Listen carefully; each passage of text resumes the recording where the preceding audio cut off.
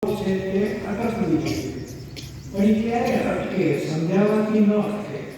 પણ ગામડામાં જે યુવાનો છે, ભાઈઓ બહેનો, એને શિક્ષણ મળે અને સાથે રોજગારી પણ મળે અને સામાન્ય પ્રજાને શહેર જેવી સુવિધા મળે. આવું જો થાય તો પછી શહેર તરફ જવાનું મન ન થાય.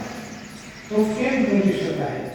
તો આજે સુવિધાઓ તો ઘણી થઈ ગઈ, પણ રોજગારીની તકો ઊભી ન થઈ.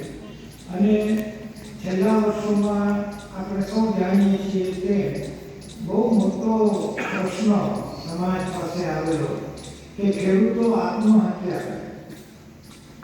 એમણે જે મહેનત કરી છે એનું વળતર એને ન મળે, ઘરેણાં મૂકીને યાદે બિયારણ લાવ્યા હોય અને બિયારણના ખર્ચ જેટલો પણ એમાંથી એને નફો ન થાય, ત્યારે એને આવી વિકટ પરિસ્થિતિ આવે. તો આ બધાનો ઉકેલ શું?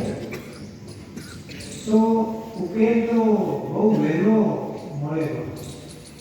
અને કેટલા વર્ષો પહેલા મનુદાદાએ આ વાત સમજાવી હતી કે આ ગાંધી વિચાર જ છે.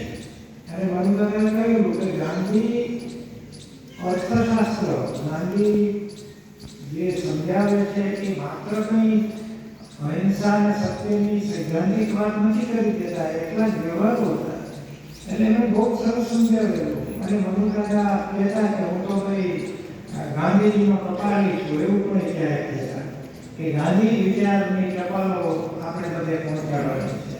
તો એમાં એમણે બહુ સરસ કહ્યું કે જ્યાં સુધી ગામડાઓમાં પાકતો કાચો માલ એ ત્યાંને ત્યાં પાકો નહીં થાય, ત્યાં સુધી આ અર્થતંત્ર નહીં બેઠું થાય.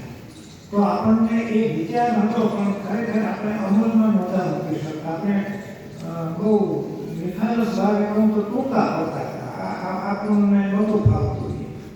પણ આપણને પીડીલાઇટની મદદ મળી અને એમની પાસે જે માર્કેટિંગનો અનુભવ અને મૂડી રોકાણ કરવાની ક્ષમતા, એ આ વિચારને તેલ પૂરું પડે અને આપણે બહુ સારું કામ ત્યાં કરી શક્યા. અને નાના નાના બહેનોના સેલ્ફ હેલ્પ ગ્રુપ કરીને એ આજીવિકાના બહુ મોટા સ્ત્રોત, તમે આંકડા સાંભળશો ત્યારે ખબર પડશે કે બહુ મોટા આર્થિક સ્ત્રોત આપણે ત્યાં ઊભા કરી શક્યા. આવું કરીને આપણે બજારમાં યોગ્ય ભાવે વેચી શક્યા, એ પણ આપણે ઊભું કરી શક્યા.